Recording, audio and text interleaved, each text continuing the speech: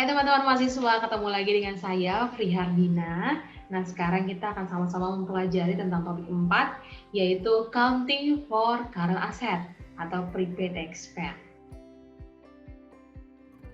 Accrual versus cash basis accounting. Apa sih accrual? Apa itu cash basis? Dalam akuntansi dikenal pencatatan berbasis accrual atau accrual basis accounting dan berbasis cash atau cash basis accounting. Accrual basis merupakan pencatatan akuntansi yang akan mencatat semua transaksi yang mempengaruhi laporan keuangan perusahaan pada periode saat kejadian terjadi, meskipun tidak terdapat aliran kas atau dana. Jadi perusahaan akan mencatat revenue pada saat pendapatan diperoleh dan expense pada saat biaya untuk memperoleh revenue tersebut dikeluarkan, tanpa memandang kapan dana atau kas diterima atau dikeluarkan. Sedangkan cash basis accounting adalah perusahaan mencatat revenue ketika kas atas pendapatan tersebut diterima dan mencatat expense ketika kas telah dikeluarkan untuk membayar biaya tertentu. Namun, cash basis accounting ini tidak dapat digunakan karena tidak sesuai dengan generally accepted accounting principle. Sekarang kita akan membahas tentang the basic of adjusting entries. Untuk memastikan bahwa accrual basis digunakan dalam pencatatan, yaitu revenue diakui pada saat diperoleh dan expense diakui pada saat dikeluarkan untuk memperoleh revenue, dilakukanlah proses adjusting.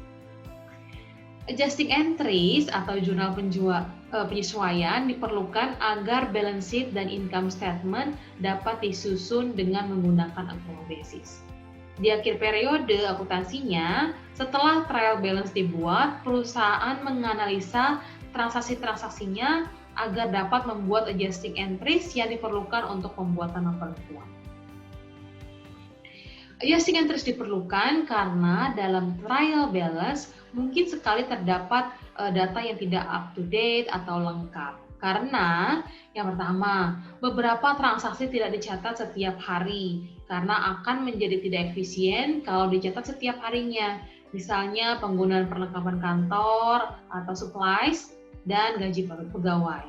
Lalu yang kedua, beberapa jenis biaya belum dicatat pada periode akuntansi yang bersangkutan karena biaya-biaya ini terjadi seiring berlalunya waktu, misalnya ada asuransi, biaya sewa, dan gedung.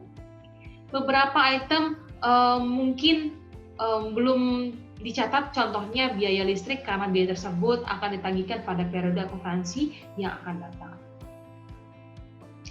Nah, ada jenis-jenis adjusting entries ya, yang dari sisi deferrals-nya adalah prepaid expense atau biaya dibayar di muka adalah biaya-biaya yang telah dibayar dan dicatat sebagai aset sebelum biaya itu digunakan atau dikonsumsi. Contoh supplies, insurance, dan depreciation. Lalu yang kedua, unearned revenues atau pendapatan yang diterima di muka adalah penerimaan kas yang dicatat sebagai liability karena revenue belum bisa diakui atau belum diperoleh. Nah, dari sisi accrual, ada accrued revenue atau pendapatan yang masih harus diterima. Adalah revenue yang telah diperoleh namun cash-nya belum diterima atau dicatat. Lalu yang kedua, accrued expense, biaya yang masih harus dibayar adalah expense yang telah terjadi namun belum dibayarkan. Sebagai contoh, utang gaji, utang sewa, dan sebagainya.